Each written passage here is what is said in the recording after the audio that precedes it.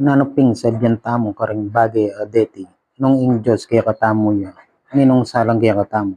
Ingking kayang tunay anak ka pepakawan, nung ebinye king ulitang, makananupin namang ina ibe kaya katamong alang bayad, inganggang bagay na makayagom kaya. Tao Roma chapter 8 verse 31 hanggang 32. Sasabihan ko ing katotohan kang Kristo, kaya ko maglaram. Ingka kong konsensya babi, pami patuto, kana ko king Espiritu Santo. King atin kong maragula lungkot, ampong kasakitan, alang likat king kanapong puso. Tao Roma chapter 9 verse 1 hanggang 2. Kristo, inatbus na katamo, ibat king sumpaning kautosan. Ang meging metong nga sumpagay katamo.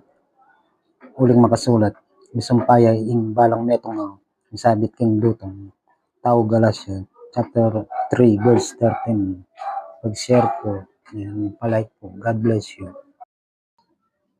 Eko mababalisa ing nanamang bagay, anong eking sablang bagay, king pamamilatanan ning panalangin, at dalong kagum ning kapasalamatan, ipabalo yu ing kekong kayadwanan ting Diyos, at ing kapayapaan ning Diyos, amimigit king hanggang pamanalastas, ingatan no din kekong puso, at din kekong kaisipan kang Kristo Jesus.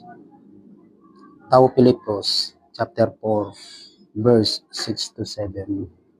God bless you po. Palike and share.